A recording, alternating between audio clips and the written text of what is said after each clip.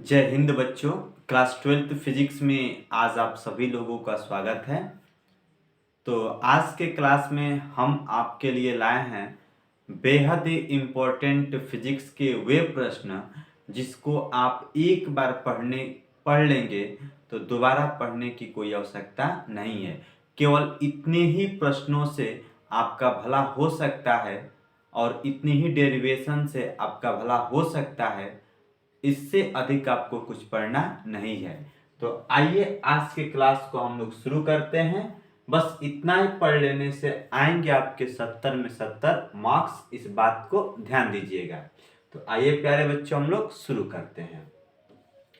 जैसा कि ये आपके सामने कुछ फेस नजर आ रहा होगा क्वेश्चन का, आप देख पा रहे होंगे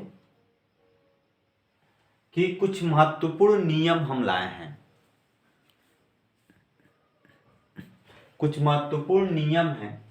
तो फिजिक्स के महत्वपूर्ण नियम में आपको कौन कौन सा नियम पढ़ना है और आप खुद ही ध्यान देंगे कि आपको कौन कौन सा नियम तैयार हो गया है।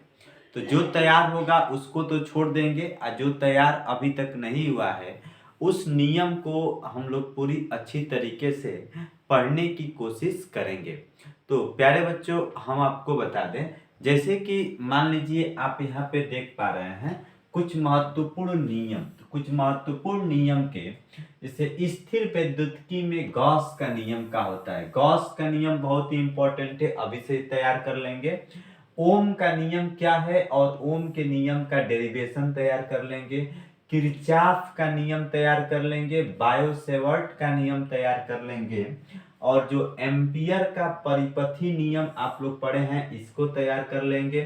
फैराडे के विद्युत चुंबकीय प्रेरण का नियम क्या होता है। प्रकाश विद्युत प्रभाव के लिए या प्रकाश विद्युत उत्सर्जन का नियम बेहद ही इंपॉर्टेंट है।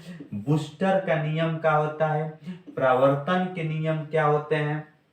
उसके बाद से प्यारे बच्चों परावर्तन के बाद से अपवर्तन के नियम क्या है। स्नेल का नियम क्या है।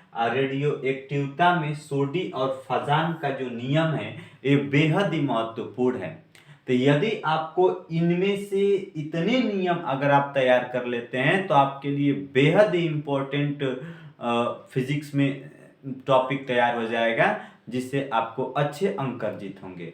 तो आइए और हम लोग देखते हैं। 12 तक हम आपको बताए थे। इसके बाद से है आपका, जैसा कि आप देख पा रहे होंगे यहाँ पे चुंबकीय द्विध्रुव आघूर्ण की परिभाषा व मात्रक वन शॉट वीडियो में हमने आपको पढ़ाया। नमन कोण और दिक्पात कोण की परिभाषा, चुंबकीय फ्लक्स की परिभाषा और इसका मात्रक एवं बीमा क्या होता है। स्व प्रेरण गुणांक की परिभाषा, मात्रक एवं बीमा तैयार कर लेंगे। अन्योन्य प्रेरण गुणांक की परिभाषा, मात्रक एवं बीमा क्या होता है इसको तैयार कर लेंगे। वैद्युत चुंबकीय तरंगों के गुण तथा इसकी विशेषताएं क्या होती हैं।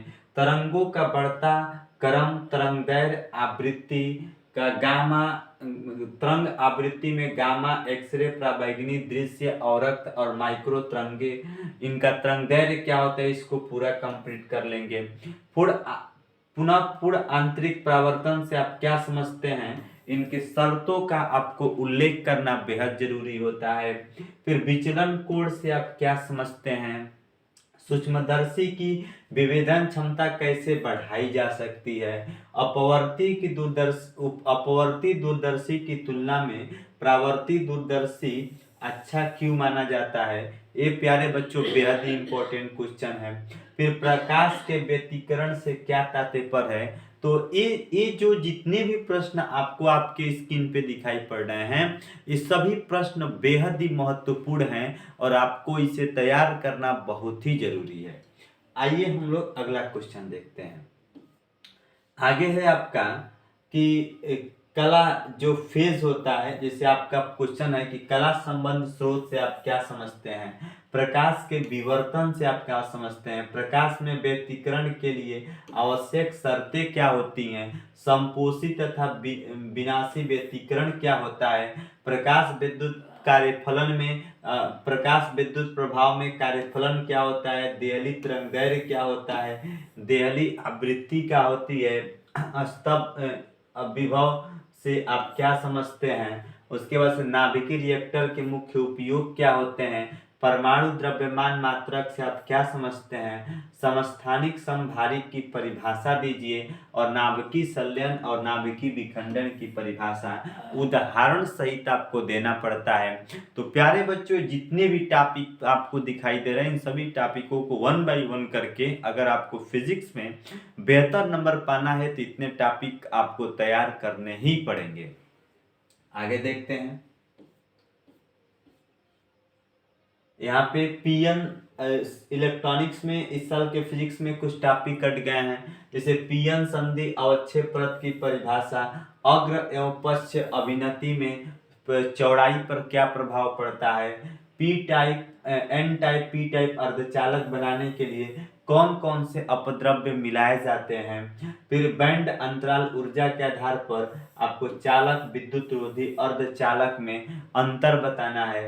प्यारे बच्चों, विभव प्राचीर या रोधिका विभव से आप क्या समझते हैं, और एंड गेटों के लिए प्रतीक चिन्ह की सत्यता के लिए सारणी बताइए। ये इस साल सिलेबस से टॉपिक कट गया आपका। व्यतिकरण और विवर्तन में क्या अंतर होता है, दूरदृष्टि दोष का कारण आरेख और इसका निवारण क्या होता है, निकट दृष्टि दोष का कारण आरेख और इसका निवारण क्या होता है। ये टॉपिक आपके महत्वपूर्ण है, इन सभी टॉपिकों को आपको तैयार करना पड़ेगा। प्यारे बच्चों, अब इसी प्रकार से देखते हैं, अभी तो सब आपके थियरी पर आधारित क्वेश्चन थे। अब देखेंगे कि जो सिद्धांत, संरचना एवं क्रिया विधि से आपके कौन कौन से प्रश्न आपसे पूछ लिए जाते हैं। तो अगर इसकी बात की जाए तो देखिए, तो सिद्धांत, संरचना और क्रिया विधि से बनने वाले क्वेश्चन कौन कौन से हैं। चल कुंडल धरामापी का सिद्धांत एवं क्रिया विधि को लिखिए और इसकी सुग्राहिता कैसे पढ़ाई जा सकती है। तो चल कुंडल धरामापी का सिद्धांत, इसकी क्रिया विधि और इसका सुग्राहिता कैसे बढ़ाया जा सकता है, ये भी इंपॉर्टेंट क्वेश्चन है। ट्रांसफार्मर का सिद्धांत और क्रिया विधि को समझाइए। हाइगेंस के द्वितीयक तरंगिका सिद्धांत के आधार पर, इसके आधार पर अपवर्तन तथा परावर्तन की व्याख्या करनी होती है आपको। सौर सेल की रचना, क्रिया कार्यविधि समझाइए तथा इसकी उपयोगिता को लिखिए। फोटोडायोड का सिद्धांत, क्रिया विधि का उल्लेख कीजिए तथा कुछ महत्वपूर्ण उपयोगों को बताइए। ये प्यारे बच्चों आपके बहुत ही बेहद ही खास और इम्पोर्टेंट क्वेश्चन आपको निश्चय ही तैयार करना ही पड़ेगा। अगर आपको फिजिक्स में बेहतर अंक अर्जित करना है तो आपको तैयार करना पड़ेगा। उसके बाद से आगे आप एलईडी पढ़े होंगे, एलईडी जो लाइट इमिटिंग डायोड होता है, कि एलईडी क्या है। तो एलईडी से आप क्या समझते हैं, इसका सिद्धांत, संरचना और क्रिया विधि को बताइए इलेक्ट्रॉनिक्स में। फिर विद्युत में आप व्हीटस्टोन सेतु का सिद्धांत, संतुलन की अवस्था में सूत्र का निगमन करना है जो P/Q = R/S होता है। मीटर सेतु का सिद्धांत, सूत्र का निगमन कीजिए। विभवमापी का सिद्धांत समझाइए तथा इसके दो सेलों के विद्युतवाहक बलों की तुलना कीजिए। विभवमापी का सिद्धांत समझाइए तथा किसी सेल के आंतरिक प्रतिरोध ज्ञात करने के लिए परिपथ एवं सूत्र का निगमन कीजिए। फिर साइक्लोट्रॉन किस सिद्धांत पर कार्य करता है, इसकी रचना एवं कार्यविधि को आपको समझाना पड़ेगा कि साइक्लोट्रॉन की रचना और कार्यविधि क्या होती है। तो ये जो आपके प्यारे बच्चों अभी तक हमने जितने क्वेश्चन को बताया, ये सभी प्रश्न आपके बेहद ही खास और आपके इम्पोर्टेंट है। अगर इतना तैयार नहीं है तो अभी आपने फिजिक्स में कुछ तैयारी नहीं की है। तो वो तो संरचना और मान लीजिए कि संरचना और कार्यविधि पर आधारित जो प्रश्न थे वे सब क्वेश्चन थे। अब देख लेते हैं हम लोग कि कुछ महत्वपूर्ण सूत्रों का निगमन हम लोग करते हैं जो डेरिवेशन होता है। तो डेरिवेशन से कौन कौन से प्रश्न आपके और किस टाइप के प्रश्न बनाए जा सकते हैं। जैसे मान लीजिए कि कुछ महत्वपूर्ण सूत्रों का निगमन एवं डेरिवेशन। तो जैसे कि विद्युत द्विध्रुव के कारण अक्षीय और निरक्षीय स्थिति में किसी भी बिंदु पर विद्युत क्षेत्र की तीव्रता को आप किस प्रकार से ज्ञात करते हैं।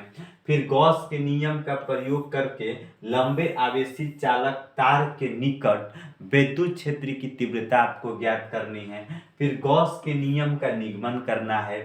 वैद्युत ध्रुव के कारण अक्षीय और निरक्षीय स्थिति में किसी बिंदु पर विद्युत विभव के लिए सूत्र का निगमन करना है। एक समान विद्युत क्षेत्र में विद्युत ध्रुव को घुमाने में किया गया कार्य क्या होगा, इसकी गणना करनी है।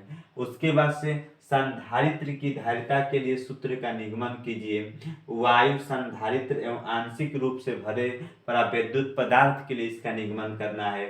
फिर अपवाह वेग एवं विद्युत धारा में क्या संबंध होता है। मुक्त इलेक्ट्रॉन मॉडल के आधार पर ओम के नियम का आपको निगमन करना होता है। तो ये निगमन वाले बहुत ही अति महत्वपूर्ण प्रश्न हैं। चलिए और प्रश्नों को हम लोग देखते हैं और कौन कौन से हैं। बाबू देखिए, जैसे मीटर सेतु सिद्धांत एवं सूत्र का निगमन एक साल कट गया सिलेबस से। बायो-सेवर्ट नियम का प्रयोग करके वृत्ताकार धारावाही चालक के केंद्र पर चुंबकीय क्षेत्र की तीव्रता का व्यंजक आपको बताना है। इसके बाद से एम्पियर के परिपथी नियम का प्रयोग करके अनंत लंबाई के सीधे धारावाही चालक तार के कारण उत्पन्न चुंबकीय क्षेत्र के सूत्र का निगमन करना पड़ेगा। इसके बाद से एक ये अगले साल भी क्वेश्चन बना था कि दो समांतर धारावाही चालक तारों के बीच लगने वाले बल के लिए सूत्र का निगमन एवं इसके आधार पर एम्पियर की परिभाषा दीजिए। प्यारे बच्चों, ये भी क्वेश्चन है कि आवेशित कण जब चुंबकीय क्षेत्र के लंबवत प्रवेश करता है तो उसके पथ की त्रिज्या और आवर्तकाल के लिए सूत्र का निगमन कीजिए। धारामापी को अमीटर एवं वोल्टमीटर में कैसे बदला जा सकता है। दो समाक्ष परिनलिकाओं के बीच अन्योन्य प्रेरकत्व का व्यंजक देना है। क्या देना है? व्यंजक देना है। तो ये सब आपके बेहद ही इंपॉर्टेंट डेरिवेशन है। उसके बाद से है बाबू आपका यहाँ पे कुछ खास डेरिवेशन इस टाइप के हैं कि अनुनादी परिपथ से आप क्या समझते हैं, इससे क्या तात्पर्य है आपका। उसके बाद से है बाबू कि परिपथ चित्र खींचिए तथा अनुनाद की स्थिति में आवृत्ति के लिए सूत्र का निगमन कीजिए। फिर अवतल अथवा उत्तल पृष्ठ के लिए अपवर्तन का सूत्र का निगमन कीजिए। लेंस मेकर का सूत्र आपका बेहद इंपॉर्टेंट होता है। प्रिज्म के पदार्थ के अपवर्तनांक का सूत्र n = sin a + del m/2 sin a/2। परस्पर संपर्क में रखे दो पतले लेंसों के संयोजन की फोकस दूरी के लिए सूत्र का निगमन कीजिए। संयुक्त सूक्ष्मदर्शी के आवर्धन के लिए सूत्र का निगमन कीजिए। प्रकाश के विवर्तन की व्याख्या में पतली झिर्री के लिए विवर्तन प्रतिरूप प्राप्त करने का आरेख आपको बनाना पड़ता है। केंद्रीय उच्चिष्ट की चौड़ाई का सूत्र केंद्रीय उच्चिष्ट की चौड़ाई का सूत्र एवं तीव्रता विभाजन का चित्र बनाइए। और आइंस्टीन के प्रकाश विद्युत समीकरण लिखिए और प्रकाश उत्सर्जन नियमों की व्याख्या कीजिए। कि आइंस्टीन के प्रकाश विद्युत प्रभाव का समीकरण लिख करके उत्सर्जन के नियमों की व्याख्या आपको करनी होती है। ये रहा आपका इंपॉर्टेंट डेरिवेशन। चलिए प्यारे बच्चों, और भी आपके डेरिवेशन जितने हम आपको सब बताते हैं कौन कौन से आपके इंपॉर्टेंट डेरिवेशन है। देखिए बाबू, फिजिक्स के यही इंपॉर्टेंट क्वेश्चन है। अगर इतना आपका तैयार नहीं है तो आपका फिजिक्स में अभी किसी भी प्रकार की कोई तैयारी नहीं है। अब है डी ब्रोगली तरंगदैर्घ्य के लिए सूत्र का निगमन कीजिए। हाइड्रोजन परमाणु के लिए बोहर की परिकल्पनाएं लिखिए तथा इसके आधार पर बोर की त्रिज्या के लिए सूत्र का निगमन कीजिए। ऑफलाइन क्लास में हमने आपको डेरिवेशन पूरा अच्छी प्रकार से कराया है। हाइड्रोजन परमाणु के लिए ऊर्जा स्तर का आरेख बनाइए। नाभिकीय संलयन नाभिकीय विखंडन को समझाइए। इसके आधार पर सूर्य से किस प्रकार की ऊर्जा प्राप्त होती है। उसके बाद से पीएन संधि डायोड अग्र अभिनत बने फॉरवर्ड बायस और रिवर्स बायस में इसका आरेख खींचकर उनके अभिलक्षण को स्पष्ट कीजिए। पीएन संधि डायोड का उपयोग करके हाफ वेव रेक्टिफायर और फुल वेव रेक्टिफायर परिपथ आरेख खींचकर कार्य विधि को समझाइए। ये दोनों तो बिल्कुल याद कर लेंगे 8 नंबर के लिए। पीएन संधि डायोड का उपयोग करके पूर्ण तरंग दृष्टिकारी का परिपथ आरेख खींचिए तथा इसके कार्य विधि को समझाइए। ये भी आपका बेहद खास और इम्पोर्टेंट डेरिवेशन है। प्यारे बच्चों, और आपका एक है क्वेश्चन। यहाँ से अब आपका क्वेश्चन समाप्त हो गया। तो इस प्रकार से हमने आपको जितने भी प्रकार के इम्पोर्टेंट आपका थियरी था, आपका कार्यविधि और सिद्धांत था, और आपका न्यूमेरिकल सॉरी माफ़ करेंगे, और आपके जितने भी डेरिवेशन थे, जिस डेरिवेशन के आधार पर आपके अंकित प्रश्न सॉल्व होते हैं, हमने उन सभी प्रश्नों को आपको बताया। तो यदि आप चाहते हैं फिजिक्स में बेहतर स्कोर करना, 70 में 70 नंबर अंक अर्जित करना, तो आप अवश्य ही इस वीडियो को देखिए और देख करके हर एक क्वेश्चन को अपने कॉपी पर अपने कलम के द्वारा नोट कीजिए, और अपने तैयारी को बेहतर करने के लिए जुड़िए मेरे official YouTube channel US teaching point से, और कीजिए लाइक और सब्सक्राइब और शेयर, जिससे और हमको मनोबल बढ़ेगा, तो और हम इससे भी बेहतर आपको वीडियो बनाकर देंगे। तो आपको थैंक यू, बहुत बहुत धन्यवाद।